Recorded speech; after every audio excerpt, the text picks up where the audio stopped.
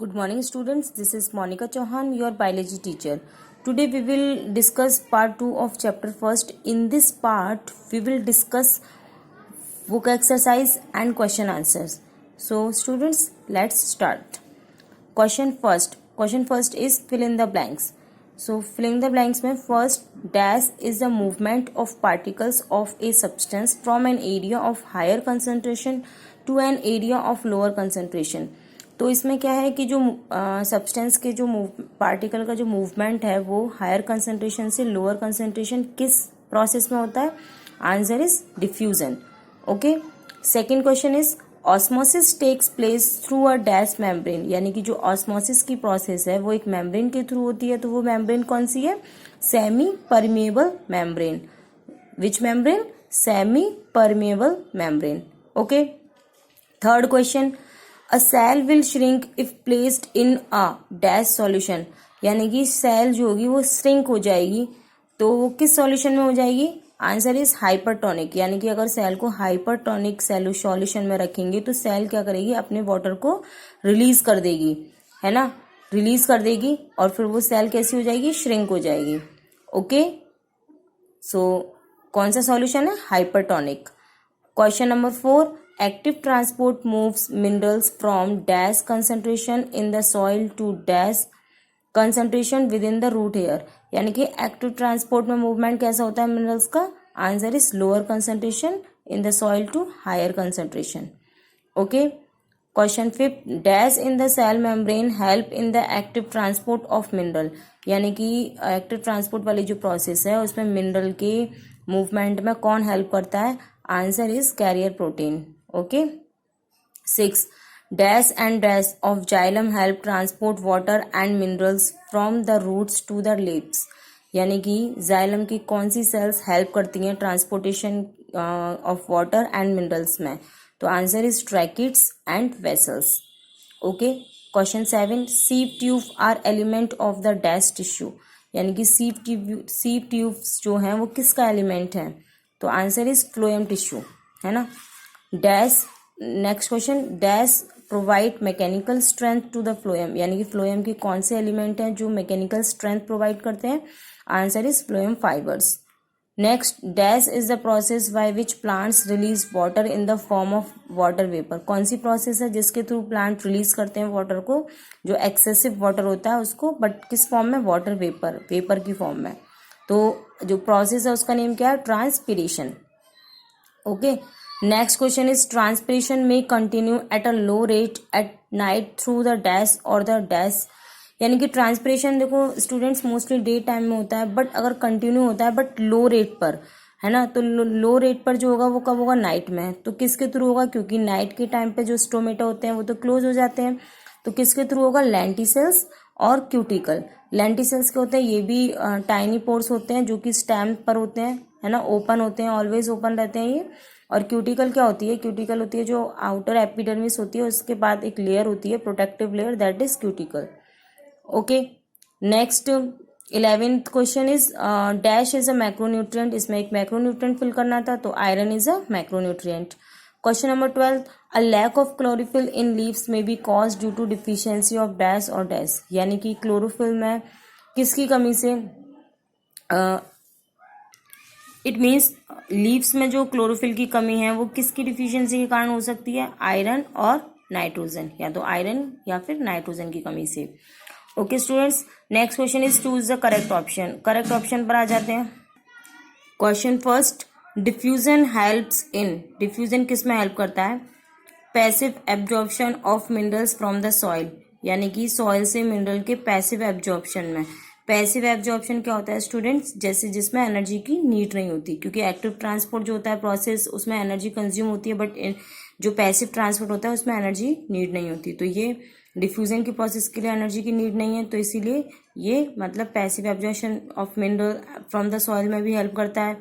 Exchange of gases with the atmosphere. यानी कि atmosphere से गैसेस के एक्सचेंज में भी हेल्प करता है.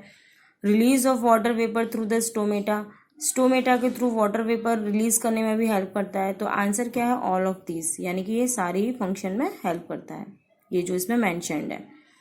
Okay, next question is root hairs are outgrowth of dash, यानी कि रूट हेयर्स किसकी आउटग्रोथ है? लेंटिसेल्स की, स्टोमेटा, क्यूटिकल या एपिब्लेमा? तो आंसर इज एपिब्लेमा, क्योंकि एपिब्लेमा क्या होता है? एपिब्लेमा होता है स्किन ऑफ रूट, यानी कि रूट की स्किन, और रूट से ही रूट हेयर्स निकलते हैं, तो the answer is epiblema.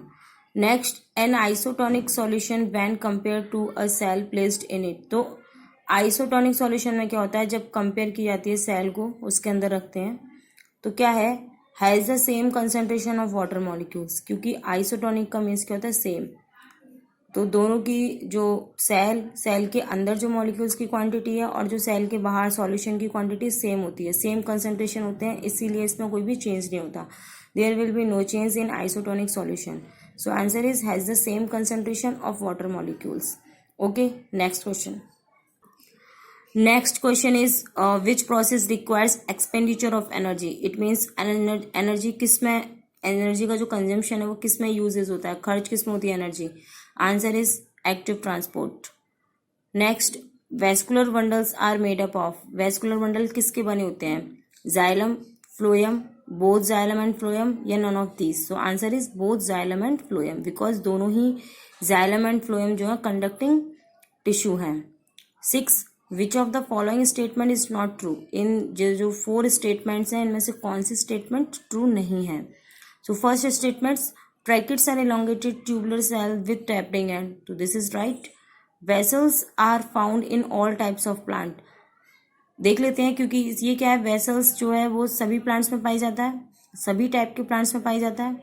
Xylem parenchyma conduct water literally and stores food, that is right.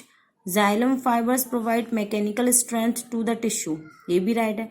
But ये वाली जो स्टेटमेंट है सेकंड, ये रॉन्ग है।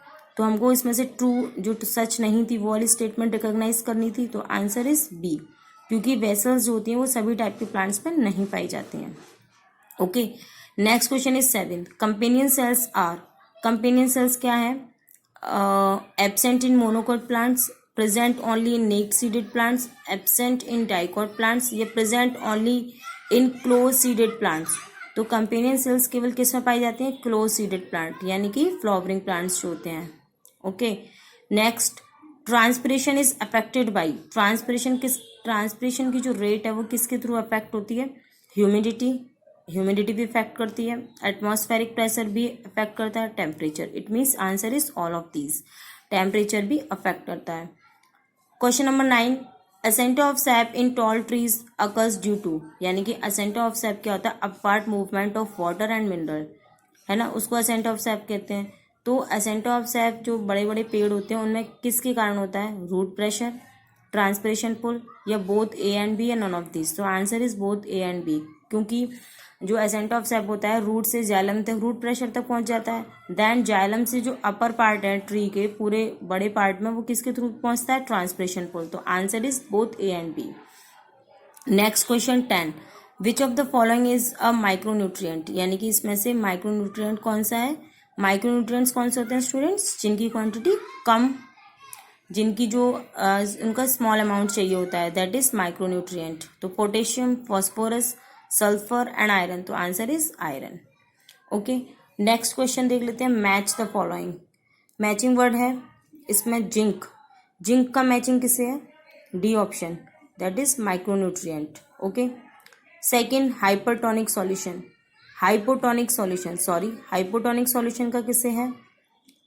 ई ऑप्शन से। हाइपोटोनिक में क्या होगा? Cell will gain water by osmosis. Hypotonic solution में सेल वाटर को अपने अंदर लेगी, किस प्रोसेस के थ्रू? ऑस्मोसिस के through. Third, companion cell. Companion cell का मैचिंग किससे है? Connected to the sieve tubes by pores, यानी कि पोर्स के थ्रू वो सीव ट्यूब से कनेक्टेड होती हैं companion cells. Fourth, sieve plate. Sieve plate का है porous transverse wall of sieve tube, यानी कि सीव ट्यूब की एक ट्रांसवर्स वॉल होती है, इस टाइप से होती है, इससे गोल गोल इस टाइप से सीव प्लेट होती है, और पोरस होती हैं, यानी कि परफोरेटेड होती हैं। Okay, fifth, transpiration. Transpiration helps cool the plant body, यानी कि जब ट्रांसपिरेशन से क्या होता है? रिलीज होता है water as a water vapour, तो क्या होता है? वो प्लांट को हेल्प करता है कूल रहने में। तो फिफ्थ का ऑप्शन किससे? सी से। 6 is carrier protein. Carrier protein क्या हेल्प करती हैं एक्टिव ट्रांसपोर्ट में, तो इसका ऑप्शन क्या है ए। 7th नाइट्रोजन, नाइट्रोजन का है that is macronutrient. Eighth eighth question क्या है बास्ट फाइबर्स ऑफ जूट, इसका ऑप्शन है जी। आंसर क्या है इसमें, इसका मैचिंग क्या है separated buy rating. It means जो बास्ट फाइबर्स होते हैं वो सेपरेट किए जाते हैं, जो बास्ट फाइबर्स होते हैं उनसे क्या बनाया जाता है फैब्रिक्स बनाए जाते हैं, क्लॉथ्स बनाए जाते हैं। तो उन फाइबर्स को अलग किया जाता है किसके थ्रू, रेटिंग। रेटिंग प्रोसेस क्या होती है, वाटर के अंदर उसको एब्जॉर्ब करके सॉफ्टन करके उनको अलग किया जाता है। तो bast fibre of jute separated buy rating, ठीक है। रेटिंग उसी को बोलते हैं, जो प्रोसेस होती है जो फाइबर्स को एब्जॉर्ब वाटर में एब्जॉर्ब करा के फिर उसको निकाला जाता है, सेपरेट किया जाता है। Okay, next question answer. Question answer first question is what is diffusion, give 3 examples of the process of diffusion in plants. यानी कि डिफ्यूजन क्या है और आपको 3 एग्जांपल्स देने हैं डिफ्यूजन प्रोसेस के इन प्लांट्स में। Okay students, C the answer. Answer, the process in which particles move from higher concentration to lower concentration is called diffusion। यानी कि प्रोसेस जिसमें जो पार्टिकल्स होते हैं सब्सटेंस के वो मूव करते हैं हायर कंसंट्रेशन से लोअर कंसंट्रेशन को, उस प्रोसेस को डिफ्यूजन बोलते हैं। अब 3 एग्जाम्पल पूछे थे, तो 3 एग्जाम्पल कौन से हैं, एब्जॉर्प्शन ऑफ वाटर, यानी कि जो वाटर का एब्जॉर्प्शन होता है रूट से, यानी कि सॉइल से रूट के अंदर, वो होता है डिफ्यूजन के थ्रू। एक तो ये हो गया एग्जाम्पल। सेकेंड एग्जाम्पल क्या है, absorption of dissolve mineral. It means जो सॉइल के अंदर डिजॉल्व मिनरल होते हैं उसका भी एब्जॉर्प्शन डिफ्यूजन के थ्रू होता है, सेकेंड एग्जाम्पल हो गया। Third example transpiration. ट्रांसपिरेशन भी जो एक्सेस वाटर होता है वो भी रिलीज होता है एज अ वाटर वेपर, तो वो भी किसके थ्रू होता है, प्रोसेस डिफ्यूजन। तो 3 एग्जाम्पल हो गए। Come to second question. So what is second question. Question number second is what is osmosis, how does it differ from diffusion. यानी कि ऑस्मोसिस क्या है और ये डिफ्यूजन से कैसे डिफरेंट है ना, कैसे डिफर है। So see the answer. Question number answer number second, the process in which particles move from higher concentration to lower concentration through a semi permeable membrane. Okay, तो स्टूडेंट इसमें भी क्या होता है कि जो पार्टिकल्स मूव करते हैं वो भी हायर कंसंट्रेशन से लोअर कंसंट्रेशन मूव करते हैं, बट इसमें क्या होता है एक मेम्ब्रेन होती है, that membrane is semi permeable membrane, उसको बोलते हैं semi permeable membrane, semi permeable membrane. इसके थ्रू वाटर जो पार्टिकल्स होते हैं वो मूव करते हैं। अब ये डिफरेंट कैसे था डिफ्यूजन से, so it is differ from diffusion as unlike diffusion it can not occur is solid and gas, यहाँ पे इन होगा। यानी कि ये डिफ्यूजन से कैसे डिफरेंट है, क्योंकि ये डिफ्यूजन किस में होता है, सॉलिड और गैस में होता है, बट ये जो ऑस्मोसिस की प्रोसेस है वो सॉलिड और गैस में नहीं होती है। ओके, सो इसीलिए ये डिफरेंट है डिफ्यूजन से। Next question. Next is what is active transport, यानी कि एक्टिव ट्रांसपोर्ट क्या है। सी the answer. Active transport, the movement of molecules against concentration gradient from lower concentration to higher concentration by utilizing energy is known as active transport। Students, it means क्या होता है, जो active transport की जो process है वो क्या है, जो molecules है, जो concentration है उसके against gradient, कंसंट्रेशन ग्रेडियंट के अगेंस्ट होती है, क्योंकि जो हम आगे प्रोसेस देख रहे थे वो क्या था, higher concentration to lower concentration, but active transport में क्या है, lower concentration to higher concentration. तो ये क्या हो गया, कंसंट्रेशन ग्रेडियंट के अगेंस्ट हो गई प्रोसेस। बट जब कंसंट्रेशन ग्रेडियंट के अगेंस्ट है ये प्रोसेस, तो इसमें क्या होगा, यूटिलाइज होगी एनर्जी, एनर्जी का कंजम्पशन होगा। So the movement of molecules against concentration gradient from lower concentration, देखो यहाँ पे lower concentration to higher concentration by utilising energy, यानी कि एनर्जी का यूज करके, और उस प्रोसेस को बोलते हैं active transport. Understand. Now come to next question. So next question is mention the type of cells found in xylem and phloem. तो हमें जाइलम और फ्लोएम में जो सेल्स होती हैं उनके टाइप बताने, कौन कौन सी सेल्स होती हैं। सो देखो, answer is types of cells found in xylem and phloem. Are as follows. तो सबसे पहले जाइलम की सेल देख लेते हैं। First tracheids, second vessels, third one is xylem parenchyma, fourth is xylem fibres. Phloem में कौन कौन सी सेल्स होती हैं? Sieve tube, companion cells, phloem parenchyma, phloem fibres. Okay, so next question. Next question is what is transpiration, यानी कि transpiration क्या है? ट्रांसपिरेशन देख लेते हैं। Transpiration is the loss of water in the form of water vapour from plants is known as transpiration. यानी कि water का जो लॉस होता है किस फॉर्म में? वाटर वेपर, भाप के रूप में। कहाँ से? प्लांट से, और उस प्रोसेस को बोलते हैं transpiration. Okay, next question is how does transpiration help plants, यानी कि ट्रांसपिरेशन प्लांट्स की कैसे हेल्प करता है? तो सी द आंसर।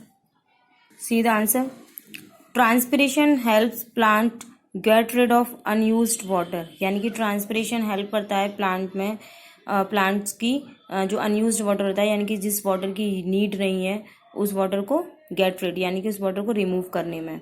सेकेंड इसमें देख लेते हैं। It also helps in the ascent of sap by creating a force of suction. ये हेल्प करता है एसेंटा ऑफ सैप में। एसेंटा ऑफ सैप क्या होता है? Upward movement of minerals and water का अपवार्ड मूवमेंट, उसमें हेल्प करता है। क्या क्रिएट करके? एक फोर्स होता है सक्शन का फोर्स। उस फोर्स को क्रिएट करके, उस फोर्स को हम ट्रांसपिरेशन पुल भी कहते हैं। क्या कहते हैं? ट्रांसपिरेशनल पुल है ना, उस फोर्स को ट्रांसपिरेशनल पुल भी कहते हैं। तो ये एसेंटा ऑफ सैप में हेल्प करता है, क्या करके? एक फोर्स, सक्शन का फोर्स क्रिएट करके। अब सक्शन का फोर्स कैसे होता है स्टूडेंट? देखो, जैसे ये सेल्स हैं, ये प्लांट के अंदर सेल्स हैं, तो इन सेल से क्या होता है? वाटर रिलीज होता है वाटर वेपर के फॉर्म में। तो क्या होता है कि इनमें क्या होता है, जब पानी का इसमें कमी होती चली जाती है तो क्या होता है कि ये जो सेल है एक दूसरे से सक करते हैं वाटर को, है ना। यहाँ से वाटर लेना, वो यहाँ से एक चेन बन जाती है फिर यहाँ पे। तो ये जो जब यहाँ से वाटर लेते हैं ये नीचे वाली सेल से, तो क्या होता है इसमें एक फोर्स क्रिएट हो जाता है। उस फोर्स को बोलते हैं सक्शन फोर्स, है ना, ट्रांसपिरेशनल फोर्स। और ये फोर्स किससे क्रिएट होता है? ट्रांसपिरेशन की प्रोसेस से होता है, इसीलिए इसको ट्रांसपिरेशनल पुल भी बोला जाता है। Okay, come to next question. Next question is name 3 macronutrients and 3 micronutrients required by plant, यानी कि 3 आपको मैक्रोन्यूट्रिएंट्स बताने और 3 ही आपको माइक्रोन्यूट्रिएंट्स बताने हैं जो कि प्लांट्स को रिक्वायरमेंट है उनकी। सो सी द आंसर। यहाँ पे देखो, macronutrients calcium, potassium, magnesium. Micronutrients zinc, copper and iron. Next question, mention the deficiency symptoms that plants develop due to a lack of nitrogen, phosphorus, calcium and iron। आपको deficiency symptoms बताने हैं जो plant develop करते हैं किन की कमी से? Nitrogen, phosphorus, calcium and iron. So student सीधा आंसर देखो, मिनरल, नाइट्रोजन की कमी से क्या होगा? क्या अगर जो उनके सिम्टम्स डेवलप होंगे वो कौन से होंगे? लीव्स बिकम येलो, यानी कि जो नाइट्रोजन की अगर डिफिशियंसी हो जाती है प्लांट के अंदर तो उनकी जो लीव्स होती हैं प्लांट की वो कैसी हो जाती हैं? येलो। सेकंड, फॉस्फोरस में क्या होगा? लेट फ्लावरिंग होगी। अगर फॉस्फोरस की कमी होगी, डिफिशियंसी होगी तो क्या होगा? जो प्लांट है उसमें फ्लावर आना लेट होंगे, लेट फ्लावरिंग होगी। लीव्स फॉल प्रीमेचरली, और जो लीव्स होंगी वो मतलब प्रीमेचरली ही गिरने लग जाएंगी। Third, calcium, death of tissue, yellowish leaf, margins, weak stem. इसमें क्या होगा? टिश्यू की डेथ हो जाएगी। येलोइश यानी कि टिश्यू की डेथ कैसे होगी? जब उसका ग्रीन पार्ट है वो येलो में कन्वर्ट हो जाएगा, तो वो टिश्यू जो क्लोरोफिल था उसके अंदर ग्रीन पिगमेंट, उसकी तो डेथ हो गई, है ना। तो येलोइश लीफ हो जाएंगी, लीफ मार्जिन्स हो जाएंगी, वीक स्टेम कैसे हो जाएगा? वीक हो जाएगा। फोर्थ, आयरन क्या होगा? Less amount of chlorophyll in leaves, यानी कि जब आयरन क्या करता है? क्लोरोफिल के फॉर्मेशन में हेल्प करता है। तो जब आयरन की कमी होगी तो क्लोरोफिल फॉर्म नहीं हो पाएगा, तो इसीलिए क्या हो जाएगा? जो क्लोरोफिल की अमाउंट है वो कम हो जाएगी लीव्स में। Okay, so come to next question. Next question है एक्सप्लेन इन ब्रीफ। इसमें क्या है? How would you demonstrate the process of osmosis using a potato? Explain with a suitable diagram. आपको इसमें ऑस्मोसिस की प्रोसेस बतानी है यूज़ करके पोटैटो को, और इसको डायग्राम्स के थ्रू भी बताना है. So students, C the answer. Students, on page number 3 पर 1.4 डेमोन्स्ट्रेशन ऑफ ऑस्मोसिस, यहाँ पे ऑस्मोसिस की प्रोसेस को दिखाया गया है पोटैटो. तो फर्स्ट वाला जो एग्जांपल है वो रॉ पोटैटो, कच्चे पोटैटो का है, और सेकंड एग्जांपल है बॉइल्ड पोटैटो. तो देख लेते हैं दोनों में क्या है. तो इस प्रोसेस को करने के लिए क्या कैसे करना है, कैसे ये प्रोसेस होगी. तो सबसे पहले इसके लिए हम क्या करेंगे, टेक अ लार्ज पोटैटो, है ना. पहले बड़ा पोटैटो लेंगे, फिर peel it and cut off a slice from one end to make it flat, यानी कि फिर इसको पील करके और उसका स्लाइस बनाएंगे. स्लाइस बनाने के लिए एक जो पार्ट है, देखो ये नीचे वाला पार्ट है ना, इसको फ्लैट रखेंगे. फिर क्या करेंगे, this flat and serve as the base on which the potato can be placed upright. तो ये जो पार्ट है ये वाला, ये कैसा, जो हम इसको फ्लैट रखेंगे, ये क्या पार्ट शो करेगा, ये करेगा बेस का काम. ठीक है. इसके बाद में scoop out a chunk of potato from the other end to make a deep cavity within the potato. अब स्कूप आउट, इसमें क्या करेंगे, स्कूप आउट, इसमें से ये जो आपको पोटैटो दिख रहा है ना, यहाँ से थोड़ा सा पोटैटो निकाल लेंगे ताकि डीप कैविटी बन जाए उसकी, है ना. कैविटी बनाने के लिए यहाँ से इसको निकाल लिया पोटैटो को. उसके बाद में क्या करेंगे, इसमें fill the cavity partially with concentrated sugar solution. फिर इस कैविटी को हम कंसनट्रेशन शुगर सॉल्यूशन से फिल कर लेंगे. कंसनट्रेटेड शुगर सॉल्यूशन, इसमें शुगर का सॉल्यूशन होगा. देखो इस कैविटी में भरा है यहाँ तक वाटर. इसके बाद में क्या करेंगे, stick a pin into the potato to mark the level of sugar solution. तो यहाँ पे ये देखो पिन दिख रही है आपको, यहाँ पे पिन को स्टिक कर देंगे, लगा देंगे. क्या क्यों लगा देंगे, जो शुगर सॉल्यूशन है उसको मार्क करने के लिए कि यहाँ तक हमारा सॉल्यूशन था. ओके. अब क्या करेंगे, place the potato in a beaker containing water so that the potato remains partially submerged in water.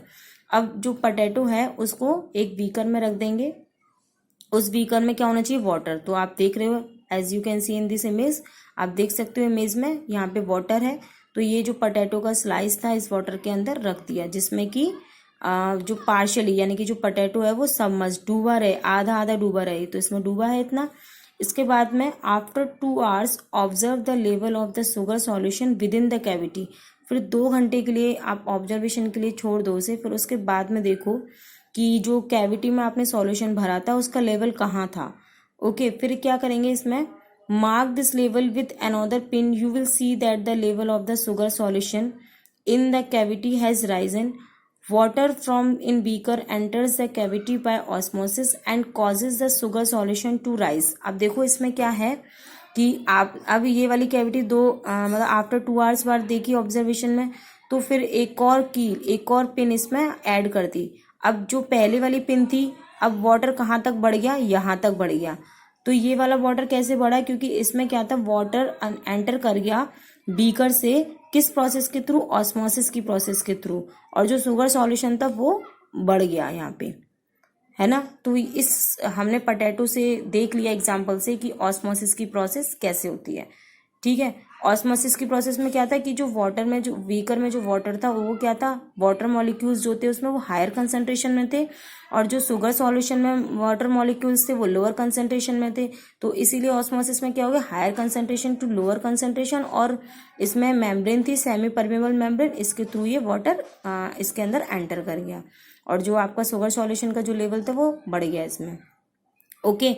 अब यहाँ पे एक और एग्जाम्पल दे रखा है, देखो थर्ड वाला. You can repeat this experiment with a boiled potato. हम इस एक्सपेरिमेंट को रिपीट कर सकते हैं बॉइल्ड पोटैटो के अंदर. तो you will find that the level of sugar solution does not rise in the cavity of the boiled potato. तो आप जब देखोगे इसमें करने से बॉइल्ड पोटैटो में, तो उसमें शुगर सॉल्यूशन का लेवल बढ़ेगा नहीं, है ना. अब क्यों नहीं बढ़ेगा, इसका रीजन क्या है, क्योंकि boiling kills the cells of the potato, so the cell membranes lose their permeability, thus osmosis does not take place in the boiled potato. अब जब आपने पोटैटो को बॉईल कर लिया तो इससे क्या हो गया, उसकी जो सेल्स हैं, बॉइलिंग यानी कि उबालने से जो पोटैटो की सेल है वो किल हो गई, और इसीलिए उसकी जो परमेबिलिटी है, यानी कि परमेबिलिटी क्या हो गया, इसकी मेम्ब्रेन से जो सेमी परमेबल मेम्ब्रेन होती है उससे वाटर एंटर कर गया तो वो क्या हो गई, वो खत्म हो गई उसके थ्रू बॉइलिंग करके। तो इसीलिए क्या होता है कि ऑस्मोसिस की जो प्रोसेस है वो बॉइल्ड पोटैटो में नहीं होती है। I hope students you understood this. Come to next question. Second question is what happens if you place a cell in a hypotonic solution, a hypertonic solution and a isotonic solution। तो आपसे पूछा है कि अगर आप cell को एक hypotonic solution में रखोगे या हाइपरटोनिक में रखोगे या आइसोटोनिक में रखोगे तो क्या होता है। तो let's see what happens. So answer is in hypotonic solution the cell will gain water by osmosis. यानी कि हाइपोटोनिक सॉल्यूशन में क्या होगा, सेल वाटर गेन करेगी ऑस्मोसिस के थ्रू, और in a hypertonic solution cell release water and shrinks. तो हाइपरटोनिक में क्या होगा, सॉल्यूशन में सेल वाटर को रिलीज करेगी और श्रिंक हो जाएगी। And in isotonic solution there will be no change in the cell. तो आइसोटोनिक में क्या होगा, कोई भी चेंज नहीं होगा सेल में।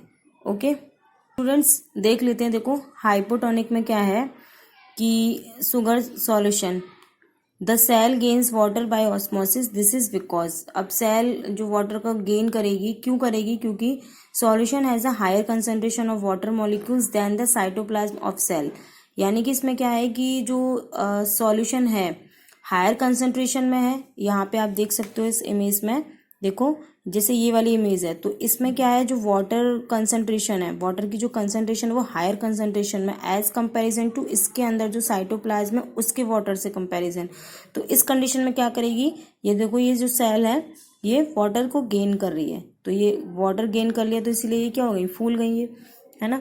अब हाइपरटोनिक में ऐसा क्यों होता है, देखो हाइपरटोनिक में क्या होता है, वेरी कंसंट्रेटेड सॉल्यूशन होता है। इस कंडीशन में क्या होगा कि it release water into its surrounding and shrinks. अब इसमें क्या होगा, इस केस में क्या होगा, cytoplasm has higher concentration of water molecules than the solution. अब जो सेल, अब जिस हाइपरटोनिक में सेल क्या करती है, रिलीज करती है। क्यों रिलीज करती है, क्योंकि सेल के अंदर जो वाटर का कंसंट्रेशन है वो हायर है एज कंपेरिजन टू सॉल्यूशन, है ना, इसीलिए सेल क्या करेगी, वाटर को रिलीज कर देगी। और आइसोटोनिक में क्या है, कोई भी चेंज नहीं है। क्यों चेंज नहीं है, क्योंकि इसमें सेम कंसंट्रेशन है वाटर मॉलिक्यूल्स की साइटोप्लाज्म एज द साइटोप्लाज्म, यानी कि साइटोप्लाज्म और सॉल्यूशन के अंदर जो वाटर मॉलिक्यूल्स है वो सेम कंसंट्रेशन में है। Okay students, so come to next question. Next is draw a diagram and describe the types of cells found in xylem tissues. अब जाइलम टिश्यूज को डिस्क्राइब करना है डायग्राम के थ्रू और सेल्स के बारे में बताना है। सी the answer. Students page number 5 पर ये डायग्राम है, एलएस है, लॉन्गिट्यूडनल सेक्शन ऑफ जाइलम का है। तो ये मैंने आपको एक्सप्लेन भी किया था एक्सप्लेनेशन वाले पार्ट में, एक बार और देख लेते हैं। देखो इसकी 4 टाइप सेल्स होती हैं, कौन कौन सी होती है, ट्रैकिड्स होती है, वेसल्स होती है, ये देखो वेसल्स, और जाइलम पैरेन्काइमा, और एक और होती है जाइलम फाइबर्स। ठीक है, अब इसके बारे में देख लेते। देखो ट्रैकिड्स कैसी होती है, ट्रैकिड्स क्या है, these are elongated tubular cells with tapering ends, है ना। तो ये कैसी हैं, लॉन्ग ट्यूब जैसी स्ट्रक्चर होती है और टेपरिंग एंड्स होते हैं इनके। देखो टेपरिंग एंड्स इस टाइप के होते हैं, ये दिख रहा है आपको, जैसे लीव्स में होता है इस टाइप से जो टेपरिंग एंड्स होते हैं लीव्स में, इसको बोलते हैं टेपरिंग एंड्स, है ना। और इसके आगे cells with tapering ends they have an empty cavity within their cell wall. इनके सेल वॉल के अंदर एम्प्टी कैविटीज होती हैं, ये कैविटीज हैं, एम्प्टी कैविटीज होती हैं। क्यों एम्प्टी होती हैं, क्योंकि ये वाटर का कंडक्शन अच्छे से कर सके, है ना। सेकंड वेसल्स देख लेते हैं। वेसल्स कैसी होती हैं, these are elongated tube like structure with lignified walls. अब ये जो वेसल्स हैं ये भी ये कैसी होती है, ये भी ट्यूबुलर स्ट्रक्चर होती है। लिग्निफाइड वॉल, लिग्निफाइड क्या होता है, एक सब्सटेंस होता है लिग्निन। लिग्निन क्या होता है, सीमेंट लाइक स्ट्रक्चर होता है जो इनको स्ट्रेंथन प्रोवाइड करता है। और इसके अंदर वेसल्स के अंदर ये देखो पिट्स भी होते हैं, है ना, पिट्स भी हेल्प करते हैं कंडक्शन ऑफ वाटर में। सेकेंड है जाइलम पैरेन्काइमा। जाइलम पैरेन्काइमा क्या करता है, these are living parenchymatous cells that help in conduction of water sideways and also store food. ये वाला जो पार्ट है जाइलम पैरेन्काइमा का, ये हेल्प करता है कंडक्शन ऑफ वाटर में भी और स्टोरेज ऑफ फूड में भी हेल्प करता है। और यही वाला जो पार्ट है ये इसमें अलाइव है, और बाकी के 3 vessels, tracheids and xylem fibres are dead tissues. Okay, इसके बाद में 4 जाइलम फाइबर्स है। These are dead parenchymatous cells that provide mechanical strength to the tissue. ये कैसा टिश्यू है, ये डेड टिश्यू, और ये सिर्फ क्या हेल्प करता है, ये हेल्प करता है कंडक्शन में भी हेल्प करता है, और ये मैकेनिकल सपोर्ट प्रोवाइड करता है, यानी कि इसको स्ट्रेंथन प्रोवाइड करता है, मजबूती देता है. Okay, next question. So students, you have to draw this diagram into your notebook. Next is describe the elements of phloem with a suitable diagram. तो आपको अब फ्लोएम के बारे में बताना है डायग्राम के through. So see the answer. Students, page number 5 पर ही ये डायग्राम है, elements of phloem in LS longitudinal section. इसी में है और इसी में आपके 4 टाइप्स के सेल्स कवर होंगी. सो हम देख लेते हैं सबसे पहले फ्लोएम में कौन कौन सी सेल्स होती हैं. सबसे पहले सीव ट्यूब्स. सीव ट्यूब्स ये आपको दिख रही हैं इमेज में, दैट इज सीव ट्यूब्स. अब सीव ट्यूब्स के बारे में देख लेते हैं क्या होता है. These are elongated slender tube like cells, they are living cells. अब ये कैसी होती है, ये ट्यूबलर होती हैं, देखो ट्यूबलर सेल्स होती हैं. इसके आगे स्लैंडर होती हैं यानी कि पतली होती हैं, और ये कैसी सेल है, दे आर लिविंग सेल्स हैं. स्टूडेंट्स, हम लिविंग और डेड क्यों बोल रहे हैं टिश्यू को, क्योंकि लिविंग का मीन्स क्या है, सेल्स जिसमें साइटोप्लाज्म और न्यूक्लियस होता है, तो वो तो लिविंग है. और जिसके अंदर साइटोप्लाज्म और न्यूक्लियस नहीं है, यानी कि प्रोटोप्लाज्म वाला पार्ट नहीं है, सो वो टिश्यू क्या बोला जाएगा, वो डेड टिश्यू बोला जाएगा, है ना. इसके आगे दूसरे देख लेते हैं, companion cells. Companion cells found beside sieve tube. Companion cells होती हैं, थिन वॉल्ड होती हैं, और ये सीव ट्यूब के साइड से होती हैं. ये वाले पॉइंट, ये क्या है, सीव ट्यूब है, और इसी के साइड से कंपेनियन सेल्स हैं. ये किस में हेल्प करता है, कंडक्शन ऑफ फूड में. इसके आगे देख लेते हैं phloem parenchyma. Phloem parenchyma, these are living parenchymatous cells that conduct food and also store it. तो जो फ्लोएम पैरेन्काइमा वाला पार्ट है वो क्या हेल्प करता है, ये सिर्फ कंडक्शन ऑफ फूड में हेल्प करता है और इसको स्टोर भी करता है. Same. Next, phloem fibres. Phloem fibres, these are dead cells that provide mechanical strength to the phloem tissue. तो जैसे जाइलम फाइबर्स थे, और ऐसे ही इसमें भी फ्लोएम टिश्यू है, वो क्या हेल्प करता है, सिर्फ प्लांट को मैकेनिकल स्ट्रेंथ प्रोवाइड करता है. Okay students, come to next question. जो इसमें पैरेन्काइमा वाला सेल्स पार्ट है वो भी यहीं से अटैच होता है.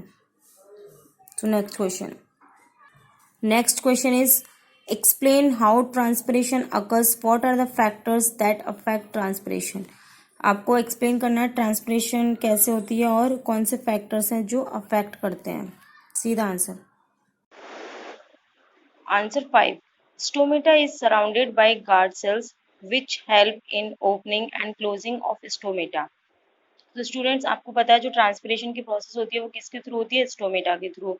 और स्टोमेटा की जो स्ट्रक्चर है वो सराउंडेड है गार्ड सेल्स से, और गार्ड सेल्स ही हेल्प करती हैं स्टोमेटा को ओपन करने में और क्लोज करने में. And in regulating water content, और वाटर जो कंटेंट होता है, वाटर होता है, उसको रेगुलेट करती हैं, है ना. The concentration of glucose in guard cells increases during day. तो जो ग्लूकोज की कंसंट्रेशन होती है, क्वांटिटी होती है, वो गार्ड सेल के अंदर ड्यूरिंग इंक्रीज होती है. अब डे के टाइम में इंक्रीज क्यों होती है, क्योंकि फोटोसिंथेसिस की प्रोसेस, डे टाइम सिंथेसिस की प्रोसेस के ही बाद तो ग्लूकोज फॉर्म होता है, तो इसीलिए concentration of glucose in guard cells increases, यानी कि बढ़ती है ड्यूरिंग डे टाइम.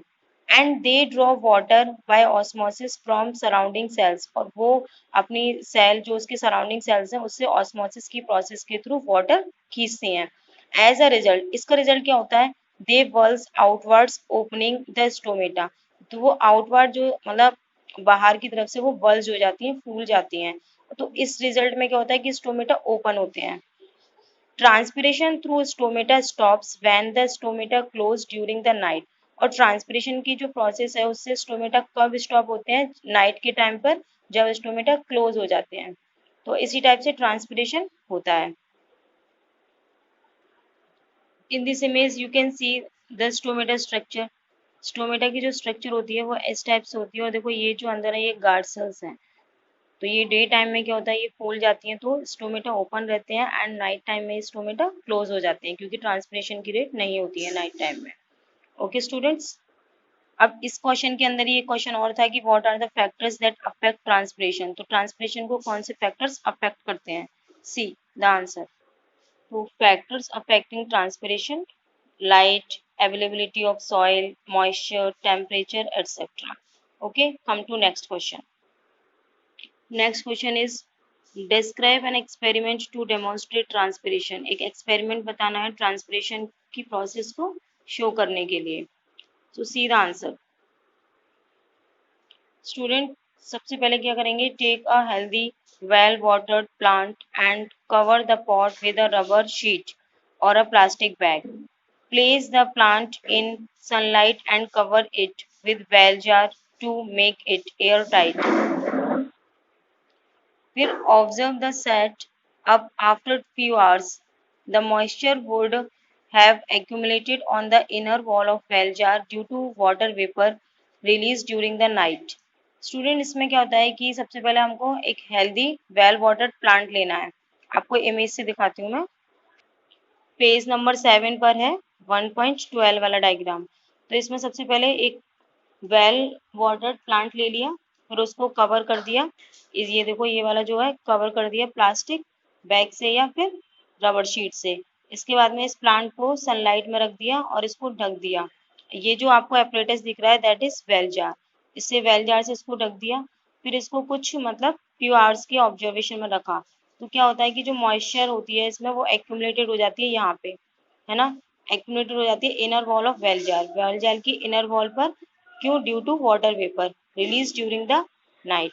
जो रिलीज होती है नाइट टाइम में वो यहाँ पे एक्यूमुलेटेड हो जाती है। तो इस टाइप से पता चलता है कि ट्रांसपिरेशन की रेट से, यानी कि ट्रांसपिरेशन की जो प्रोसेस होती है उसमें वाटर वेपर के रूप में वाटर रिलीज होता है।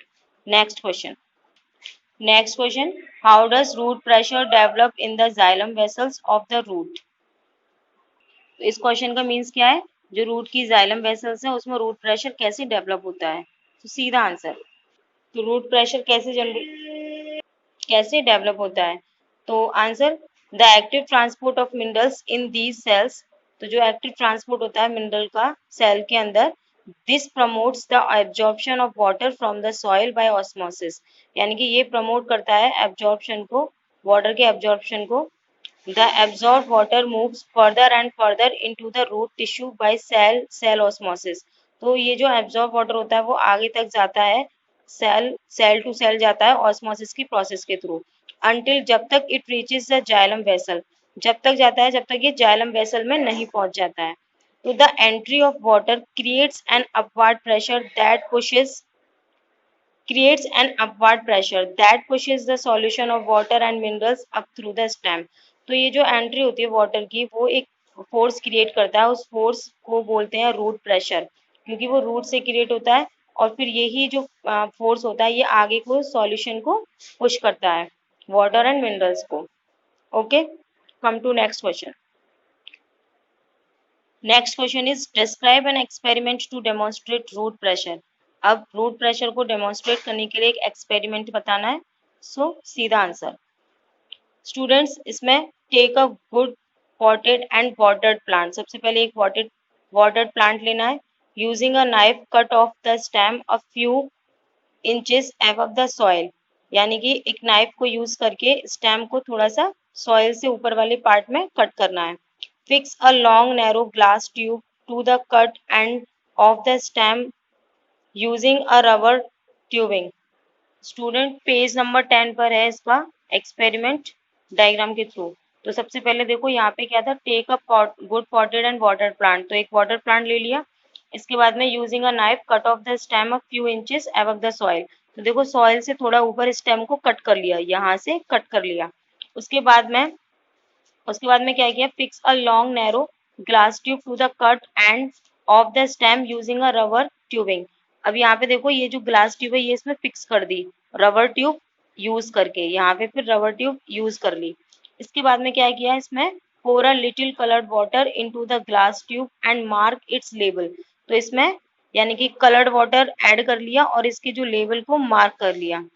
कलर्ड वाटर ऐड करके इसके लेवल को मार्क करने के बाद में क्या किया, pour a little oil over water to prevent evaporation।